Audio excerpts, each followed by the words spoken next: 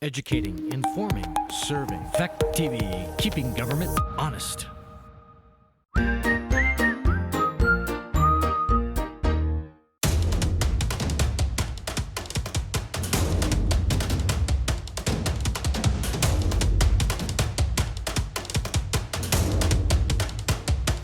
Calling to order the meeting of the Wyndham Northeast Unified Elementary School District.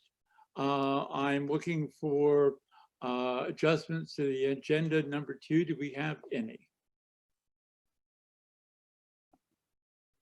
Hearing none, I will go on to 3, communications and public comments. And I'd like us to make, as part of this, the habit of just doing a roll call and having everybody introduce themselves, if you don't all mind. Cheryl, I'm going to start with you. Oh, you are muted. Cheryl Charles, representing Westminster on this Union School Board. All right. Helen, you're next on my screen. Hi, good everyone. Helen Richards Peel. I am the principal at Grafton Elementary. Lynn, you're next. Hi, Lynn Morgan, and I'm representing Athens on the school board. Ms. Carey, you're up next.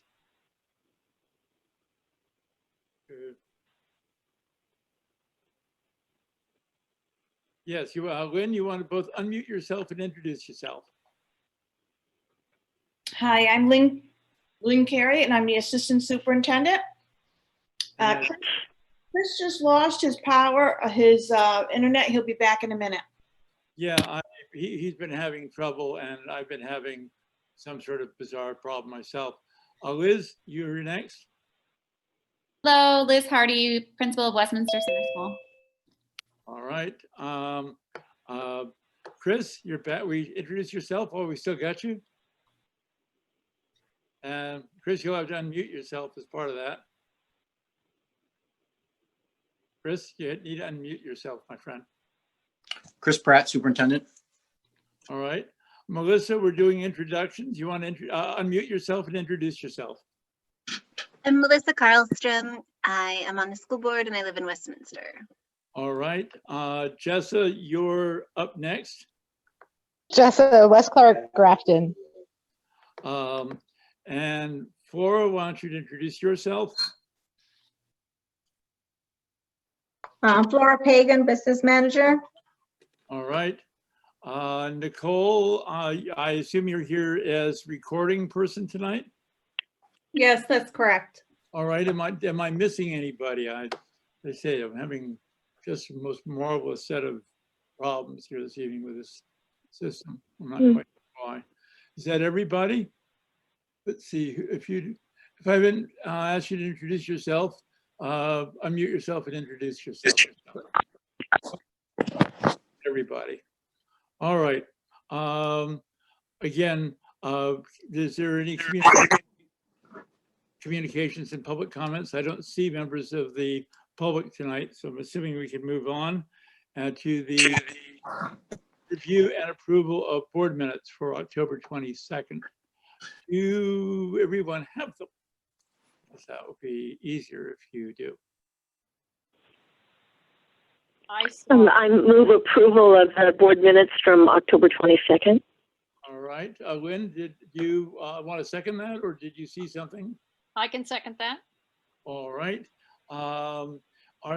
Without objection, all in favor? Lynn? Cheryl, I see, says aye. Melissa waved her hand aye, and I believe that makes it a majority, so they are approved. We're going to go on to reports and principal report. Who wants to start first? Helen, do you want to lead us off? Helen and I were, oh, go ahead. Liz and I are doing this together, and she's going to kick it off. All Yeah, right. I'll start off with the reopening. So both schools are now open K-6 4 days a week. We're able to adhere to the Vermont guidelines around safe and healthy schools, and it's really great to have everyone back in the building. Grafton has 49 students enrolled, 8 of which are VTVLC students. They have 2 students returning from VTVLC in January, and will welcome 2 new students this week, 1 in first and 1 in third. They have had to work with families who needed to quarantine to set up learning remotely for their 2 students, and because they had done the work of setting up Google Classroom and learning menus, the students were able to continue their learning and not miss school for 14 days. Westminster currently has 154 students, 19 of which are VTVLC students. And as with Grafton, Westminster has also had to work with families to adhere to the quarantining guidelines and offer remote learning opportunities while students are quarantining. As you know, Westminster did have to work with the Vermont Department of Health and decided to move to a week of remote learning last week. Our staff was able to transition from hybrid to fully remote for 1 week, and we're really happy with the systems that we had created this year that really have allowed us to move from one instructional model to another. So how are we? We're all. Everybody able to hear all that? I know I was coming in kind of jarbled for me. It was. There does seem to be a bandwidth issue, and the way this software works is if one of you is having bandwidth issues, it affects the reception of everybody. It's just a thing I've learned recently. So, you know, Helen, you were coming in kind of blocky, and poor Chris has been coming in and out. Chris, what I would suggest, and frankly, Helen, you may need to do this too, is if you need to and feel comfortable switching to straight audio, that bandwidth issue will clean up immediately. It's okay. Not that we don't want to see you, but we want to be. I'll try the next part, but tell me if I'm. Yeah, why don't you go ahead and do that? So I'm going to do the next part. So tell me if you get this or not. Both schools celebrated Halloween a little differently this year than in previous, but nevertheless, we had great celebrations with parades outside, and Grafton paraded around the little village, and Westminster did their parade in the parking lot, and costumes were awesome.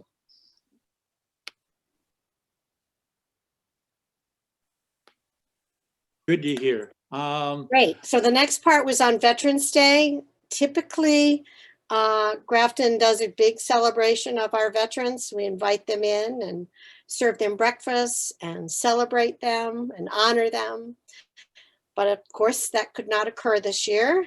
So what we did instead was we created cards that were signed by all the faculty at Grafton and sent them all out to all our veterans. And from what I'm hearing back, we got many thank yous back on our thank you to them for their service.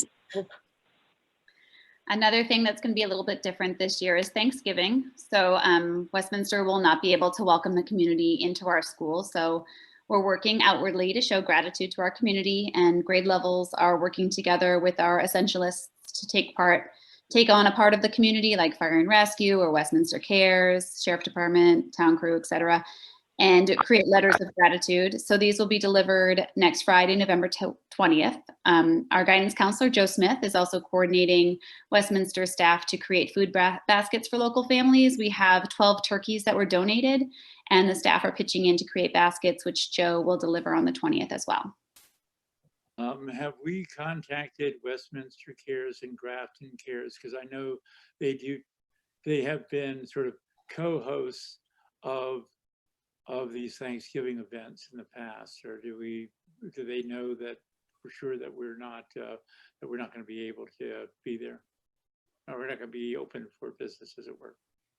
I haven't contacted them, but Yeah. I will. I can absolutely let them know we're not having our typical. Yeah, that's important. I'll do the same for Grafton also. All right. Great. Just The next part is on our professional development. The elementary principals continue to work very closely together to provide professional development for staff every Wednesday. Much of this work supports the implementation of our new reading system, Fontes and Pinnell Classroom. Last week, teachers worked in SU grade level teams to analyze the maps, scores, and the Fontes and Pinnell marking data. Grade level teams also had an opportunity to problem solve and share ideas on strategies that have been effective in this hybrid in-person remote model. Next week on November 18th, thanks to the great work by Lynn Carey, all elementary teachers will have the opportunity to attend a day-long training, and this will be going deeper with distance learning. This is an extension of the book study that we all did in late August with the Distance Learning Playbook by Fisher, Frey, and Hattie. This will give our staff more exposure to best practices with remote learning in preparation that we may need to go remote at some point this school year. The after-school programs in both locations are up and running, and the Grafton program continues to go well. They're averaging 12 to 15 students that are participating. The students put together Halloween decorations, which were displayed outside on the library lawn, participated in a bike club run by Miss Johnson, and other fun educational opportunities. In Westminster, the program is also growing with our enrollment around 18 to 20 students 4 days a week. We offer tutoring daily as well as an outdoor activity along with arts and crafts. We've been taking advantage of the weather and using our bikes as the outdoor activity much of the time. As the program continues to grow, we're planning on adding a variety of clubs as we've had in the years past. I'm going to ask you a question about that. I saw Helen on a bike the other day, which I found more delightful than perhaps was appropriate, but I did. And do we have lights for those bikes? Do we have what?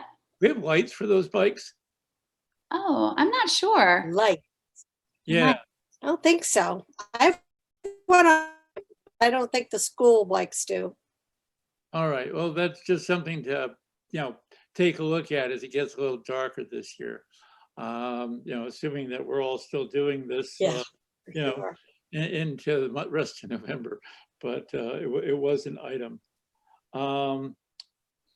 Could you get into a little bit more? The last thing we have on our report. Go ahead. The last thing we have on our report is about trimester 1, which is has ended this Friday, and the report cards will be going out next Friday with our students. And I just think all of our teachers deserve to be commended for successfully completing their first trimester this year. They had to work extra hard to make this happen. And the following week on November 23rd, they will be holding remotely, conferences with their families to talk about the learning that has occurred so far this semester. One of our goals as a district is to continue to work on having students involved more with their conferences and begin to report out on their own learning, because research shows that the more students can own their own learning, the more learning that will happen. So one of the things we're asking is for our students to also be a part of those conferences. So I think that's the end of our report. If anybody has any questions for either Liz or myself.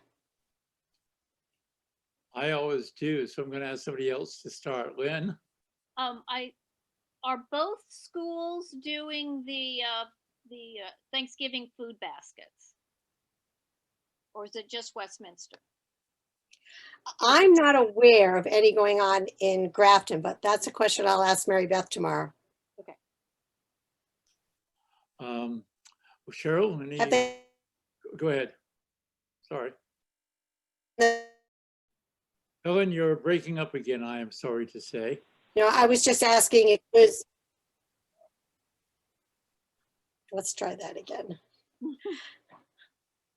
I'll turn off my video. Maybe that helps. I'm not sure if Grafton has done that in the past, but I don't know. Liz, has Grafton done food baskets in the past? No, but our feast is so huge and well attended. We often send to-go containers with people, or people come for a to-go container that they take to somebody who's unable to attend. it's one of our bigger outreach efforts of the year, and it's it's built a lot of the. I swear that at least some proportion of the concern about losing the school has to do with making certain it's there for the Thanksgiving. We do usually do takeout meals for Grafton Cares, Jack. Yeah, I know. So yeah, just letting them know that we won't be doing it this year. Yeah, I just feel, it may not have occurred to people that this is going to be different. So we need to take care of this earlier rather than later. And it's already a little on the later side. Cheryl, you got your hand up, so fire away. Right. Just a couple of questions. Liz, we're down quite a few students from last year and the year before. And I wondered if, I know that Lynn Carey has been giving us numbers of children who are involved in homeschooling, and that is an increase, apparently, from the most recent years. I wondered if you had any additional insight into that. And then I have a general question about, we're now quite a few weeks into schooling in still a most unusual time with the pandemic environment. And yet, I'm hearing reports that things are going smoothly. I just wondered if you could, one, comment on the number of kids, and secondly, what's the overall mood or spirit in the schools? I'd like each of you to respond, both Helen and Liz, to respond to that, if you would. Yeah, I think the mood in Westminster is just we're happy to have them in the building and really trying to capitalize on the time of in-person instruction, because we know the remote learning is so different and not as rich as the in-person instruction. And we're just trying to capitalize on the time that they're in the building. And I think our dismissal or our remote learning last week really put in perspective that could happen again. We don't know how long we're going to be in person. Let's capitalize on the time that we're in the building. As far as the enrollment, it really has been a moving target as far as kids moving in and out. And I'm not really sure about the question about what you wanted me to comment on regarding the homeschooling. We do have a number of homeschoolers in Westminster. And right now there's 154 students that are enrolled at Westminster Center. Right. That's helpful. I know we don't have an explanation for all of that, but I appreciate your comments. Yeah. Helen, did you want to add? Yeah, I mean, I would say, spirits are pretty positive and pretty up. But I also think that, they're all human beings and they are all on a roller coaster this year with the constant, ups and downs and changes. And we've certainly had our share of meltdowns. And I just think it's important that we, as administrators, just continue to support them and encourage them and just sort of try to convey confidence that, we can do this. Yes, it's hard. Yes, it's different, but we can do this. I think this PD will be just in time PD for, continued support of what can possibly happen when you do remote. That a lot we can learn and a lot that kids can learn if we can learn how to do this really, really well. So, I would say that the current climate in the greater world, not only just in Vermont, but in states in our great. So I think, everybody's starting to get a little worried and wondering about how to keep doing this. I'm told that there are no active known cases in Grafton and Athens, so that's good. I feel pretty good about that and safe coming to work every day. But I know that the pressures and hearing that constantly on the news, for over 100 today. So that's, it's a bit scary and it has an effect on everybody's well-being. Thank you. Thank you for those comments. Melissa, I'm going to ask you if you've got anything you want to ask. This is, round robin. Just I see your hand up. Oh, I didn't even see the little blue hand. So far away. You'll have to take your mic off, put your mic on. Sorry, I was trying to lower my hand. I do have a couple questions because we did get the numbers from Lynn about the homeschoolers, which is great. But I noticed, especially in Grafton, but pretty much in all the districts, the number of kids that are registering for homeschool has more than doubled from last year everywhere. And I'm wondering if, one, that's a trend, if we can get numbers from years prior. I hate to do that to Lynn. But also, I'm wondering if anybody in Grafton especially has thought about the reasons why. Grafton, the GES population is about half Grafton, half Athens. So we have about 25 kids in public school in Grafton. And right now we have 12 homeschoolers in Grafton. Plus we have kids going to private school in Grafton. And I'm wondering if the district or the SU in general has tried to look at those numbers and see sort of what we're lacking, why people are choosing something other than our public schools. And also if this year is an anomaly or if those numbers are going up every year.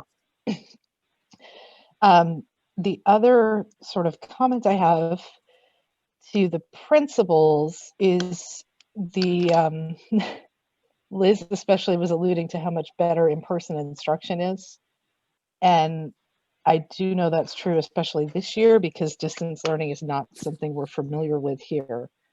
But it has been done in other places and for other more targeted populations of students. And I'm wondering if we've looked into sort of the numbers and the way that works. If there is a group of students that are well targeted for distance learning and it's something that we could pursue in different groups as more of a recommendation, if things change with in-person instruction down the road. And then I guess that's really it. I'll stop there. Thank you.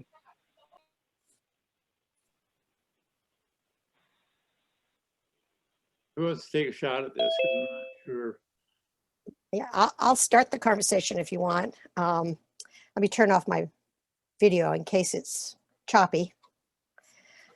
I know I've had a couple of conversations with some of the families who are homeschooling and or sending their child to a different school. And some of that has to do with, issues around childcare. The school that they Uh-oh. Oh, did we lose Helen? Oh, maybe. Helen, are you there?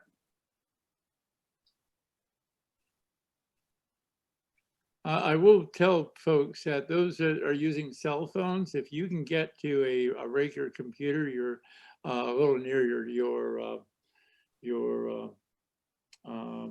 whatever your remote device is, it'll clean stuff up dramatically. I've been on conference calls pretty much since 8:30 this morning, and I'm learning that the hard way. So. I can maybe follow up. Oh, Helen just Go ahead. I understand what she was beginning to say, where any parents that I have spoken to this year who have chosen homeschooling this year specifically have done so out of concern of their child being in school during COVID, childcare issues, not being able to swing the 2 days remote, 2 days in person. And it was just really a better fit for their family. And the conversation I've had with families who have specifically chosen homeschooling this year has been more like, we can't wait to get back. Meaning like when it's all done, when it has smoothed out, we're coming back. Not that this is homeschooling for the long term. That's the feedback I've received in Westminster. And just, I think that's an interesting thought too, of thinking about remote learning for those students who or the virtual learning for those students who it does work for. I mean, there were times last spring where students really excelled, and there are specific students who it really is beneficial. So I think that's interesting to think about. Are there groups of students we can target to recommend that? Yeah, So Jack, did it, I can add to that, Jack. I think just from talking to other superintendents and everything around the state, there is an increase in the homeschooling across the state, and it's directly tied to COVID. And for the same reasons that Helen and Liz are speaking to, is that it's just another option families have, and that, and if they can do it, they are. But it seems that once this COVID thing is over, that the kids will be back joining the schools. I think it's just a third option that they have, and they're taking advantage of because they can. so did they have issues with the remote curriculum offered from VTVLC, or did they choose before that was available? From my standpoint, from the Mile High view right now, it's more or less, I haven't heard anything about I'm having my kid homeschooled because we're not happy with the curriculum, or, I think for what I did hear with some is that going to homeschool because of the spring remote learning we had. It was just too much. Okay. And so, but that's as much as they said. Is like, we're just going to homeschool.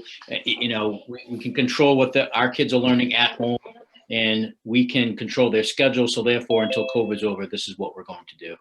Yeah, Chris, Okay. I would second that the families that I Yeah. spoke to were more like, they kind of made the decision before we maybe even put out our plan for the year. They just didn't know what was going to happen. And instead of waiting it out or seeing what was offered, they just said, it's easier for our family if we just get into the mindset of homeschooling for the year. And that's what they're doing. Okay. Thank you. And I That's don't actually know how much I'm not sure how much you heard before I went into cyber lockdown, but I mean, essentially, I caught the end of Liz's comments there, and that that's some of what I was also hearing from families. It's the combination of the uncertainty, families trying to work. I think some people were intimidated by VTVLC and the rigor of the curriculum that's offered. And so people just made different choices right now, given all the uncertainties that are going on. I do think that there are some kids that are flourishing with VTVLC, and that works for them. That kind of learning is just what they need. And then obviously there are other kids that it's not working, and they've either come back to us or have gone on to other choices. I'm going to ask, since everybody got a chance to, I'm going to ask a couple of questions. I had head through a laundry list before we started tonight, and I kept on meeting all day to send them and didn't. In terms of evaluation of kids, how are we doing with that? But I know that we're sending out report cards as per the usual, but is there any sort of sense as to how our kiddos are doing in this environment relative to last year at this time? Well, yeah, I mean, I'll start, Liz, but I think that teachers are pretty focused on making sure that they're attending to the curriculum that needs to be taught. And teachers do a lot of what's called formative assessment along the way. So they're, we do these big universal screeners at the beginning to sort of get a sense of where kids are at, especially this year with so much, dismissal in the spring, what are all the gaps? But now we've spent a lot of time looking at that and setting goals, setting interventions.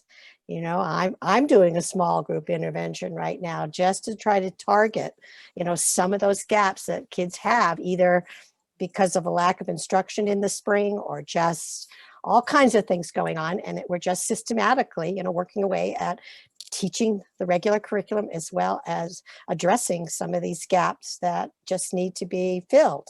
And that we do lots of formative assessment along the way. And then come January, we'll do another, deep dive into a universal assessment to sort of see the growth we hope that, most kids most certainly will have done.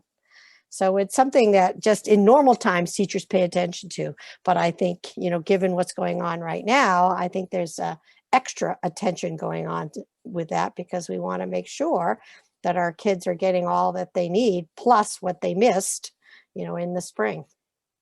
Now, how are we evaluating the kids that are in learning at home? Not so much VTL, Vermont Learning Center, because I know they've got their own metrics, but the folks who are essentially being homeschooled, how do we know how they're doing?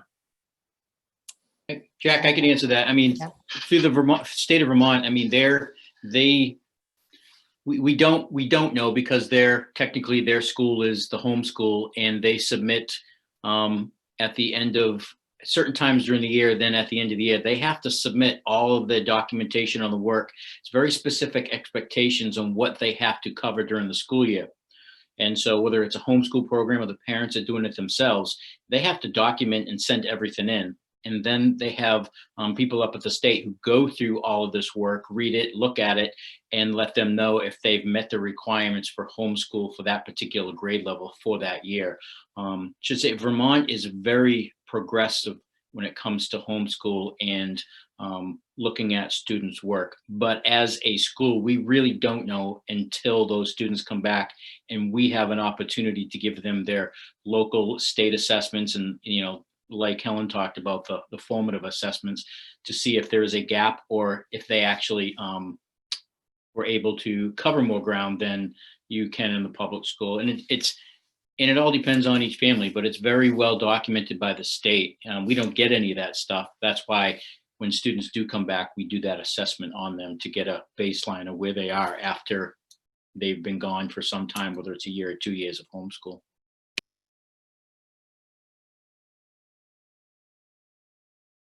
Thank you. Is there anybody else with any other questions on any of this? I do have another, Jack. Okay, go for it.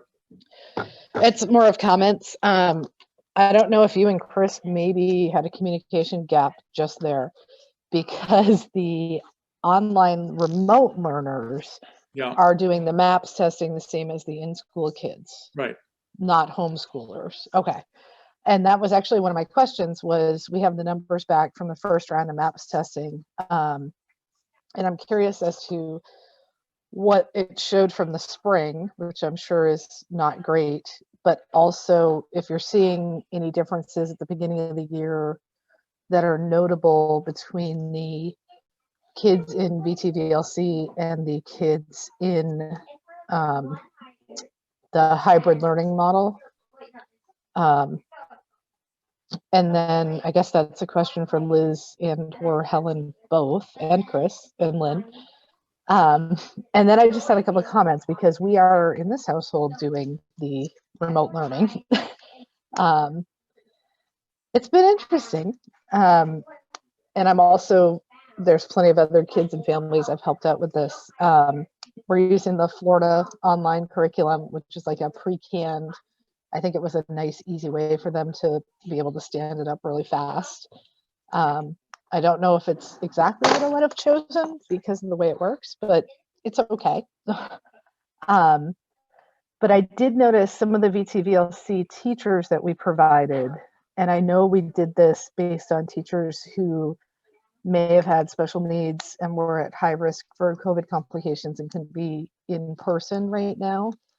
But a fair amount of them are inexperienced with online education. I've actually talked to several. They've never even taken like an online college class, which it's something for us to consider, because pretty much anybody who's graduated college in the last couple of years has definitely had online classes, and they're familiar with learning management systems, etc. And some of these teachers aren't. There was one teacher that the way the kids are turning in work is very hard. And I offered to make like an editable PDF out of one of the assignments, and at least one of the teachers didn't even understand what that was. So I'm hoping there's going to be more professional development made available to them soon. But if you could answer the question about the MAPS testing, if you have preliminary numbers to see if there's any difference, and to see how bad the spring was, because we know every kid fell behind. Lynn, why don't you respond? Because I see your hand up. Thank you. Number one is we didn't do the MAPS testing in the spring. So the latest MAP scores we have are in January of 2020. We did do them this fall, and I can actually work with Michelle Harrington to see if the student's individual family report can go home to those families from the MAPS. So we're kind of talking apples and oranges. What we know are the scores for the students in school based on where, they were in January, and each individual score sheet goes home to the family with the report cards that shows if there was a drop of learning, or if it leveled off, or if they were able to continue learning. And always during the summer, regardless, there's always a kind of a flat line during the summer. For whatever reason, students, they don't grow during the summer as much as, we would like them to, as much as we encourage reading and all of those things. We did continue with our intervention program during the summer with the students who were most at risk, and that was very successful. It was remote, but then the Fontes and Pinnell Leveled Literacy Intervention also has online resources. So that went really well. As far as comparing the January to the September, we really haven't looked at it that way. What we're trying to do is look at what we have right now and how we're going to move on from there, and what kinds of methods and what kinds of strategies we can do to actually pull the kids back up to grade level.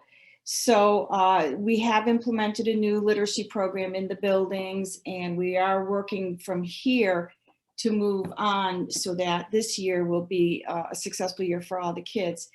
And then your second question is, each teacher that we have, I think we have 5 classroom teachers in the district that agreed to teach, for whatever reason, virtual learning at the VTVLC. And part of that agreement includes 3 courses, 3 classes in online teaching.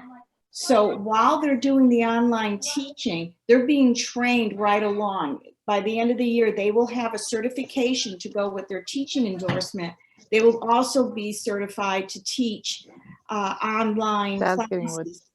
So actually the virtual VTVLC is actually teaching them as they go along. There was no time to prepare and say, oh, I want to do this for a career than that. But once they got in there, they're all being trained now.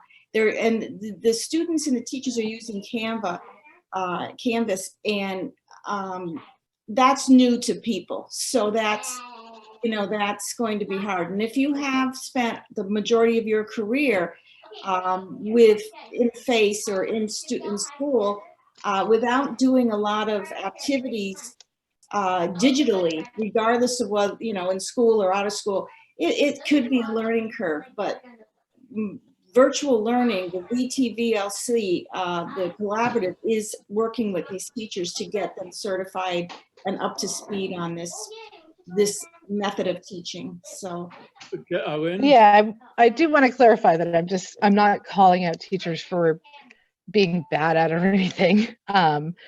I totally get that it was a learning curve, especially with the elementary curriculum, the way it's in there, sort of this pre-canned thing. I was referring to MAPS testing, just general trends, not even down at the individual student level, just the school-wide average. I know you expect an increase of 30 points or whatever in the first semester. Each grade, and I was just wondering how far we were from that. Well, each grade is different. It's a RIT score, and it's on a continuum. So you see a lot of growth in the kindergarten because they're like little sponges. and they get the skills quickly. But as you get up in 5th and 6th and 7th grade, the growth turns into 3 or 4 RIT points. I can put together a report that shows where we were in January, just broadly, and where we are now by school. We can see from there, but I would have to say that every student in the United States of America probably did not grow the way the norms from what we're hoping for. They didn't grow the way we expected or we wanted to, because again, we just didn't have that kind of preparation. We're much better in tune to it now. And then of course, with the 2 principals, they did a marvelous job with the book study. And now with this digging deeper, which is taking it even a level deeper, you know, I think under the circumstances, our kids are going to be doing really, really well. The principals are making sure of that. And I agree. Thank you.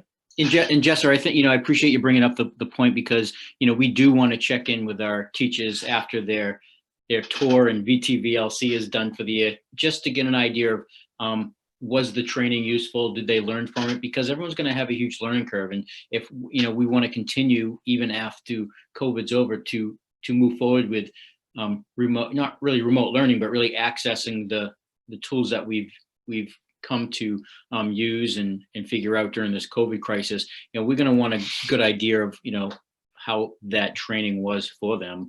And in addition, the reason for the, as you're probably well aware, is the reason we didn't do the map scores in the spring is because just as we were getting ready to do it, and I think it was almost down to the same week, that's when got down. So Yeah. scores, but you bring up on a lot of good points, and I think those are things that we all want to continue to look at, because yes, we want our kids to learn, but we also want to make sure that we continue to prepare our teachers to get these kids back to where they need to be, because we know that there's going to be lost ground. Okay, thank you. I'm going to jump in for a second. A couple of things. One, we don't have, our negotiations committee, as people may know, is a little broken right now.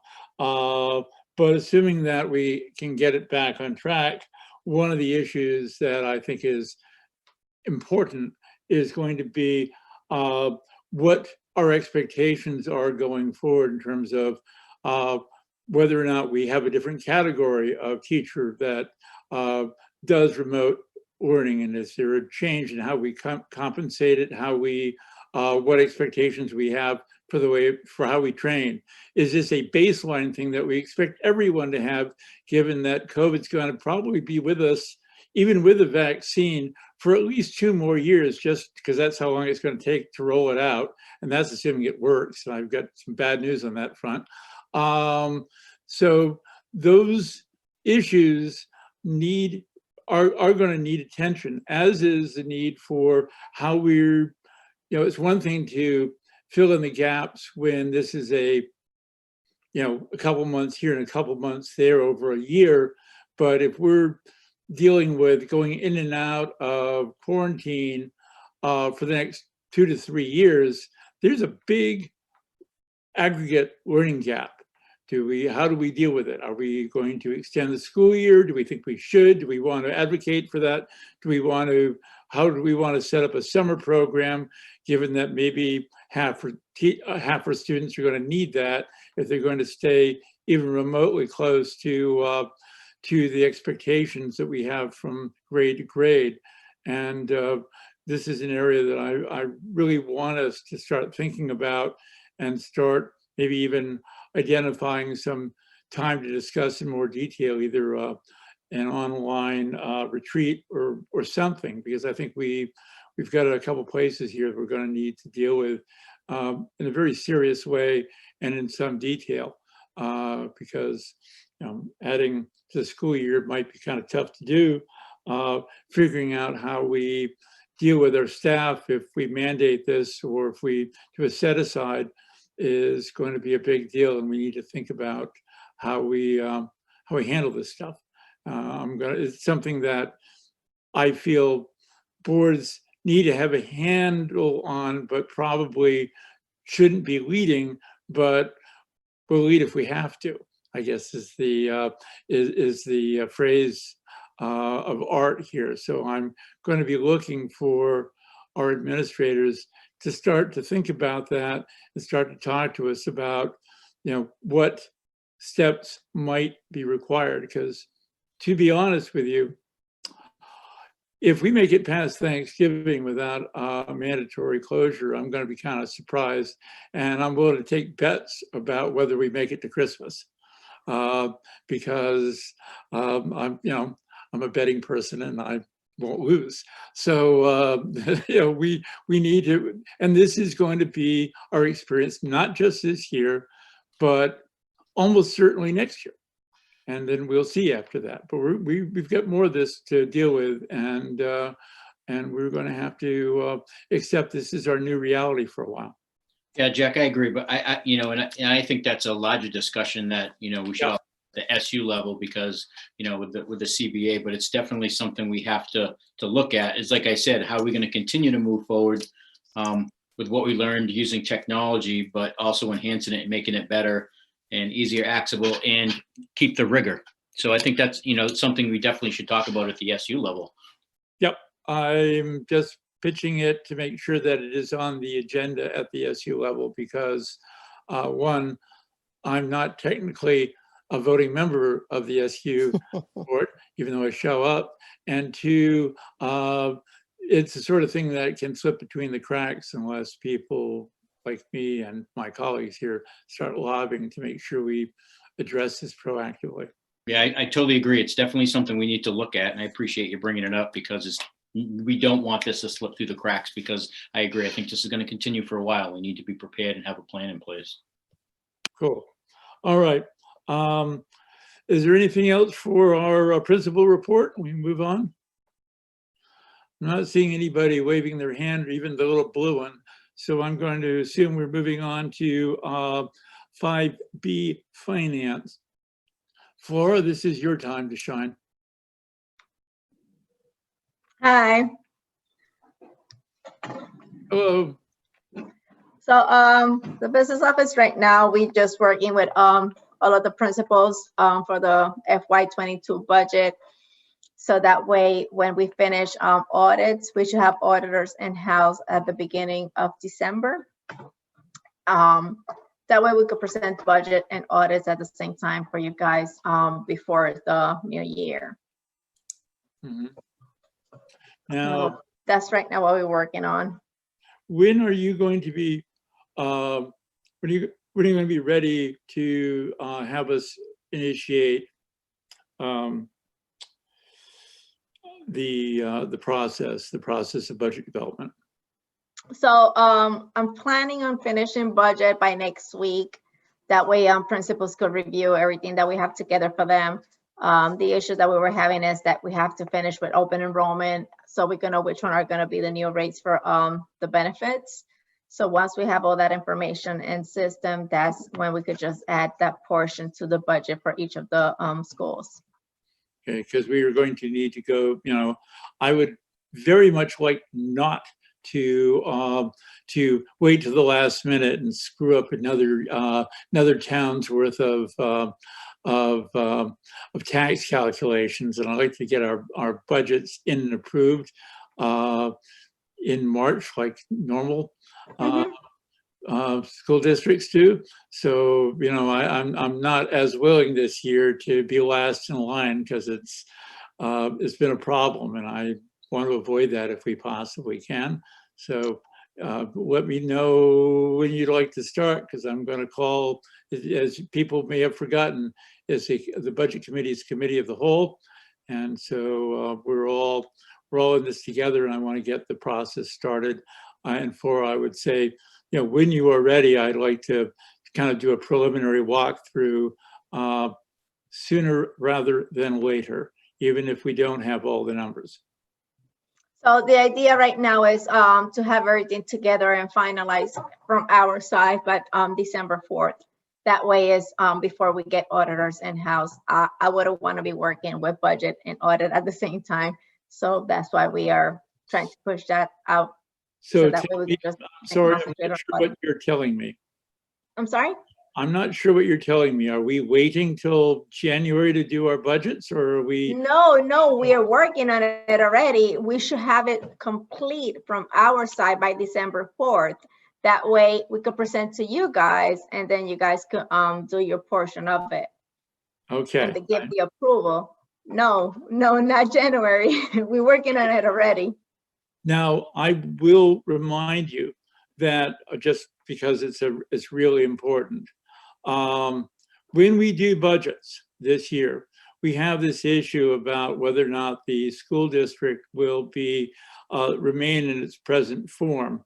So we will need to have that budgetary data broken out, both from the school district as it currently stands as a whole, but also to have it broken out, say, if there is a Westminster and a unified district, or if there are 3 districts, because I don't know which one of those we're going to be in come next July. I do have it broken out by each of the schools. It's not as one, so that wouldn't be an issue. Actually, the way that I have met was with each principal, so each one of them separate has their own budget. And then on our end and the system, which is e-finance will unify the information. But me, I have it all separate. I just don't have it at once. That's fine. I just know that last year when we tried to separate it out, we were only able to separate out about 75% of it. And we had this bolus of stuff we hadn't, we didn't break out. So I just wanted to. Yeah, I think we're beyond that, Jack, because I think last year, it seems like it's been happening forever, is that we had some of the schools in e-finance and some of them not in e-finance, but we're not that, we're so grateful that we're not in that situation anymore. So we're able to move along with the budget process a lot sooner. Cheryl, you've got your hand up, so this is. Right. I was just going to say, I want to commend Flora and the team, and I know Chris and Lynn are involved in this too. But now that we're getting the budget reports every 2 weeks, it's great. I mean, I just looked at the ones you sent us for November 9 that were issued, and Athens and Grafton are there separately. Westminster is there, and that's how we've been seeing the reports for some months now. There's no issue like there was before, Jack. This is really straightforward in terms of our being able to see the expenses associated with each building. No, I appreciate that it's been broken out.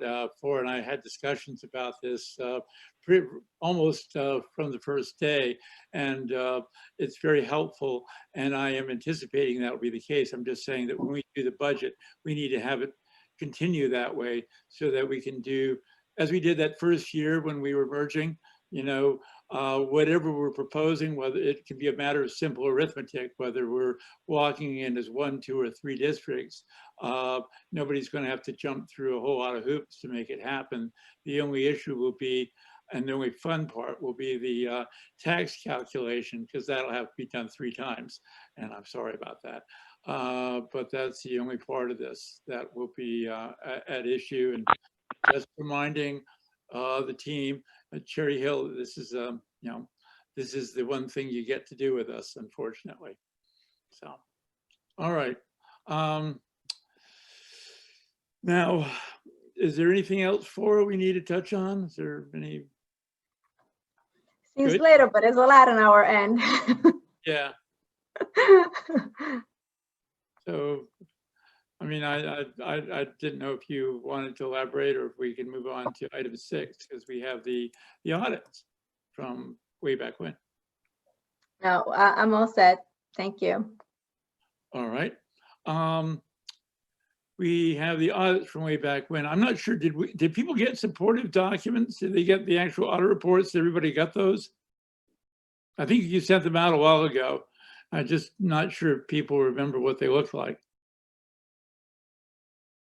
Because one of the things that we have to do here is we have to, and because there is some ambiguity, particularly about 2017-18, as to who is supposed to approve those, what we had suggested as a methodology was that this board would approve both years, and then we would send the report of 17-18 to the board members that were in place at that time, and have them at least look at it, and even though it's non-binding, have a resolution of support, and that way there would be no question about whether we had properly audited documents. The state seems to believe that we are the successor entity, but they also believe that we're not quite legal in the fact that we didn't have these things approved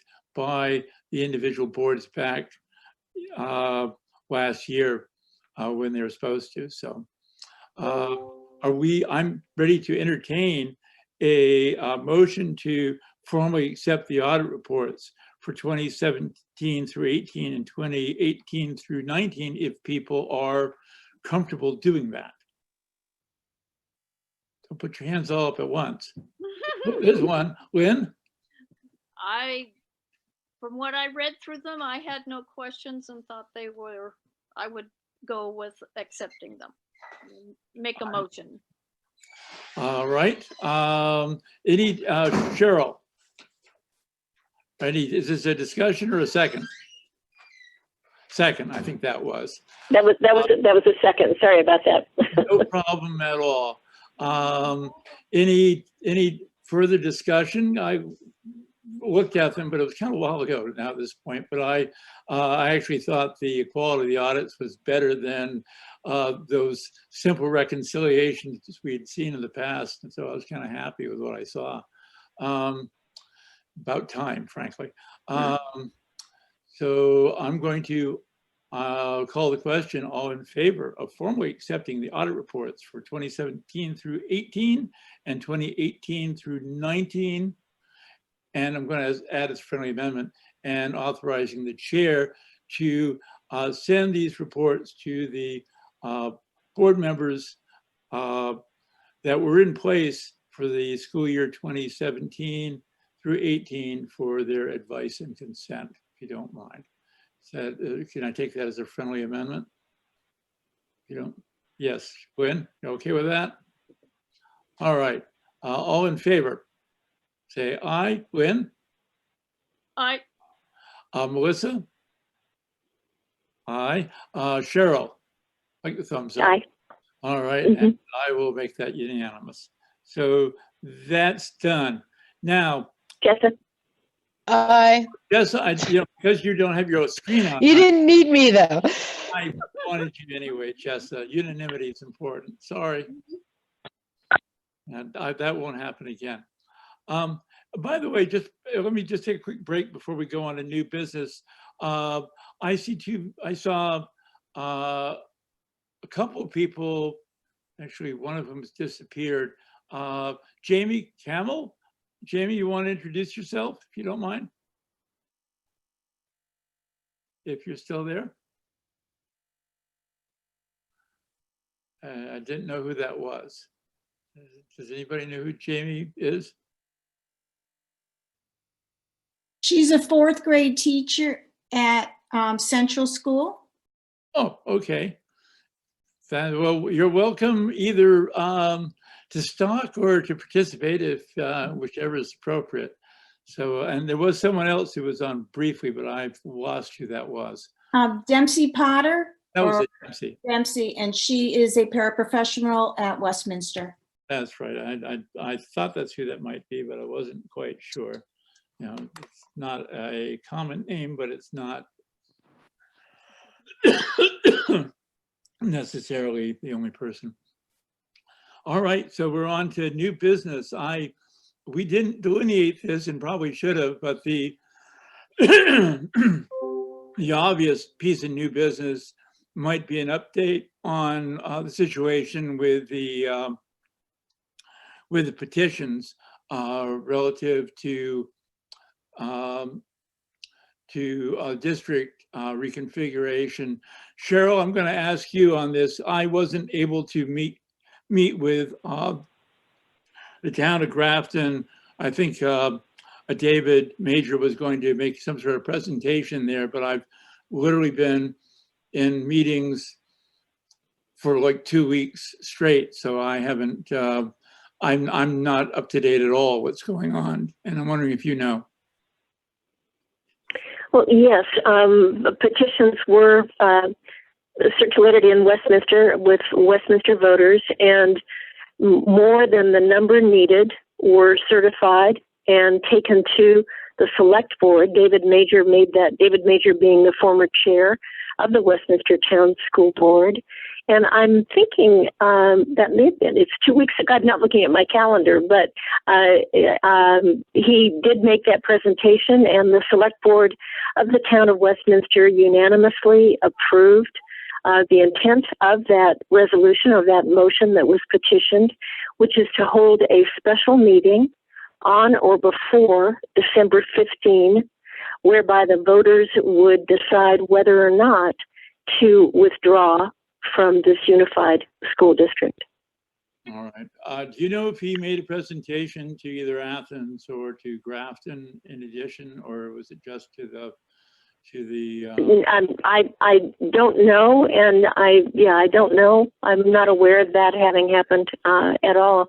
But he has spoken with the Westminster Town Select Board on 2 occasions, and that was the most recent was to show them the certified signatures of voters, and that is then he was asked to check with attorneys to make sure all the language around a special election like this would be done properly.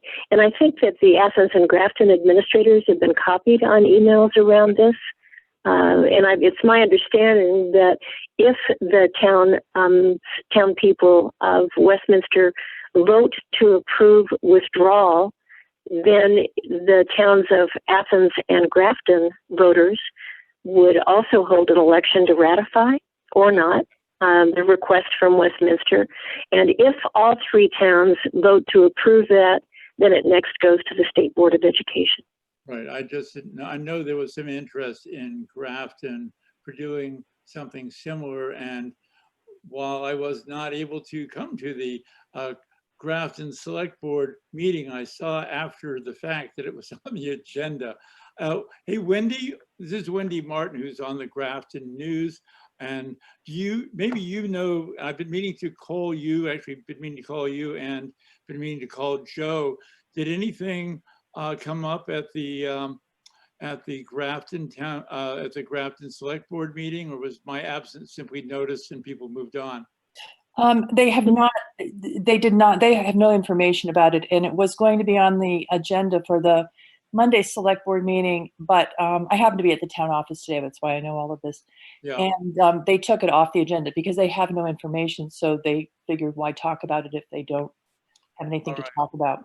So, you know, as I have said right along, to some extent, this is one of these things where it would be a little bit more appropriate if someone not on the school board with folks through this process, but I can make myself available as, from an informational perspective to say, if you want to do this, this is how you do it, and then get out of the way and let people figure it out. And the same with the Athens board, either Win or I can, go over and do the same thing with them if they're willing, if they'd like to have a walkthrough. yeah, because if not, Jack, who? No, there's nobody who's going to step forward to do it, really, probably. Well, then, that means I'm stuck. Lynn, I saw your hand up. Yeah, I talked with the select board last month and presented the information about this breakup of the union, and they were on board with it and will support whatever comes out. All right, but you don't believe that there is going to be a petition to have Athens withdraw from the district, independent of anything, as far as you know? No, there was no talk on that. I mentioned that Westminster was in the process of doing that and gave the process that Cheryl just mentioned, and they sound like they're definitely in favor of the split and up for Westminster taking the lead. Okay, well then I guess it's up to me to have the conversation. Wendy, when's the next meeting of the Grafton board? Because it's not on my calendar. They're meeting Monday night at 6. All right, but it's not on the agenda for that one. So right? But It's not, but you know, they've been known to change the agenda, you know. I hear that. Yeah. All right, let me see if I can make that meeting, and I'll try. Jack, if you can get it on the agenda, I will virtually attend with you as well. That would be lovely. If you could get the word out to the school advisory committee. Yeah, I have sent stuff out as far as I know to everybody in that regard, but be good to confirm that, because as I said, I just, it's been nuts for me for the last couple of weeks. Okay. Well, Jack, let's insert again that the Westminster Town Select Board has taken action to hold a special meeting Right. on or before December 15th. So that's in motion. Yeah, and thank you for the reminder as to the dates on that. So we'll have that as a hard data point. Lynn? Once that vote is taken, is there a deadline on when the Athens and Grafton need to ratify that separation? Is that something I should be bringing up with the select board this month and letting them know that this is a strong possibility? There's something in the law, and I'm not looking at that right now. Jack, my memory is maybe it's anywhere 30, 60, 90 days. We do need to know that, but there is something in the law. My expectation, when this happens, and I'm assuming it will happen, then it becomes a district responsibility to work with the other towns that are not withdrawing to hold a referendum of approval and disapproval. And I believe that it has to pass both in the aggregate and by both towns. At least that's what it would have been back in the days when we talked about Grafton withdrawing from the high school district. I think it's the same protocol that follows here, and that's my expectation, so that we would be the ones who would jointly warn a special meeting of approval of the district and of the two towns.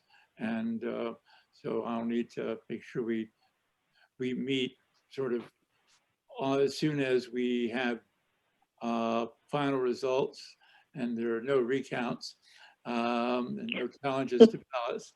And you know, nobody from the Trump administration is coming in to challenge anything, that we'll get that done almost immediately thereafter. So that seems like the plan. So we might have a special meeting in December, just what everybody wants, so we can get this taken care of. So be prepared for that. Are there any other new business items for discussion and or action?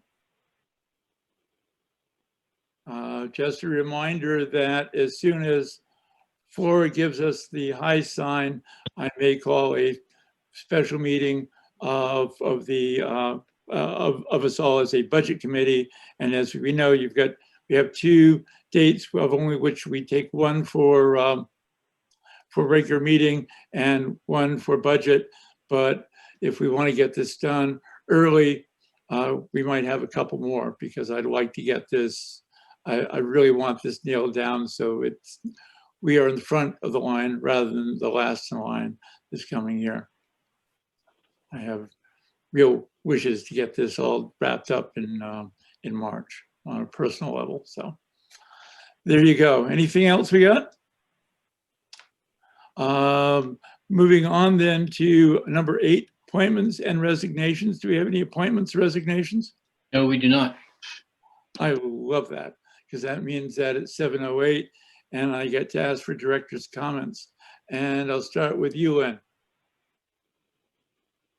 Me? Yeah. Oh, okay. Director.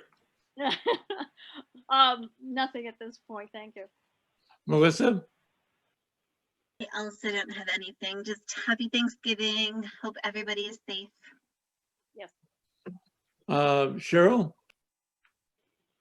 Well, I think I'll echo Melissa there, and another thank you to everybody, and a special thanks to Westminster for taking such quick and decisive action when needed and moving to the fully remote last week. But a sincere thanks to all teachers, all staff, everybody, administration, and the students. You keep doing all of this so well and with a tremendous amount of integrity and heart and professionalism in these times. So thanks to each of you. Convey that to your staffs, please. I'm sure on behalf of all of us. Thank you, Cheryl. And Jessa? I do have comments. Go for it. I actually really want to thank Flora, who is doing great things in the business office, Chris, all of the teachers, VTVLC, the in-person teachers, the special ed teachers. It's been a crazy year. And the parents. I don't know if a lot of people realize how our parents are running around trying to organize childcare. They're getting their kids in school 4 days a week. They're picking up meals.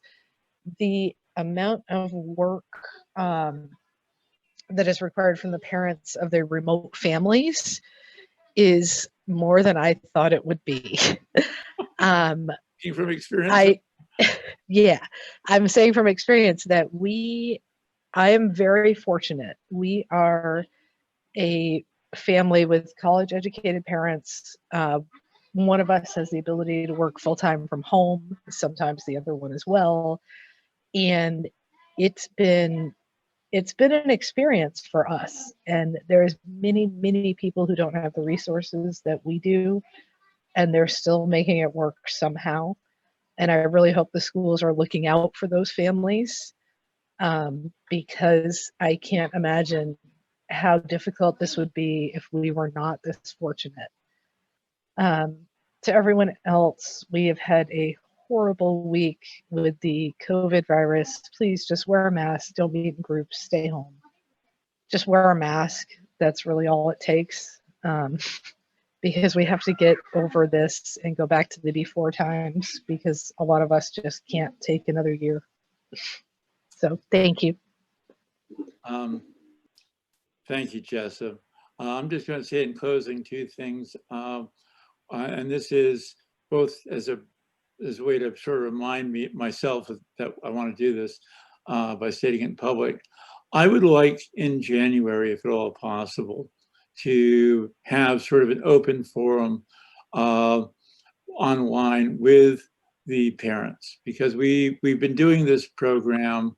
We've been bouncing people against the wall. I've had some very heartfelt and tearful comments from some parents as to what they've had to go through to make this work. And I think that they represent a much larger community of people who we need to hear out, because I haven't heard from them collectively, and I think we ought to. So I'd like to do that at a January meeting if we can. Secondly, and we should have talked about this in more detail, really do think the chances of our getting past Thanksgiving are rocky. And the chances of our getting past Christmas are approaching zero. But if we are at a point where we are going to close the schools after Thanksgiving or sometime in December, I just want people to be aware that that could happen. You know, I've said, we've all said that the school operates on a hair trigger. You know, much the way Westminster found out the hard way a week back. We could flip to remote learning at a moment's notice. That's a terrible thing for parents, not a terrible thing for teachers, terrible for everybody, but it's our reality. And so you might get a call to both do that, announcing that we're doing that, or you may get a, I may ask you all to meet in a special emergency session if there are things we have to do to help with that, especially if it turns into a longer term situation rather than just a week. So that's not the best news in the world, but I just want to put it out there and make certain everybody isn't surprised if that happens, because you shouldn't be, unfortunately. That's all I got. Helen, did you have your hand up on that, or decide to let me hang with that? I think that's a good idea. Yeah. So I guess at this point, I'll hear a motion to adjourn. I see one from Melissa and second by Cheryl. And is there any discussion? No, it's a privileged motion. So all in favor, say aye, raise your hand, or turn off your screen as you choose. Thank you. Thanks, everybody.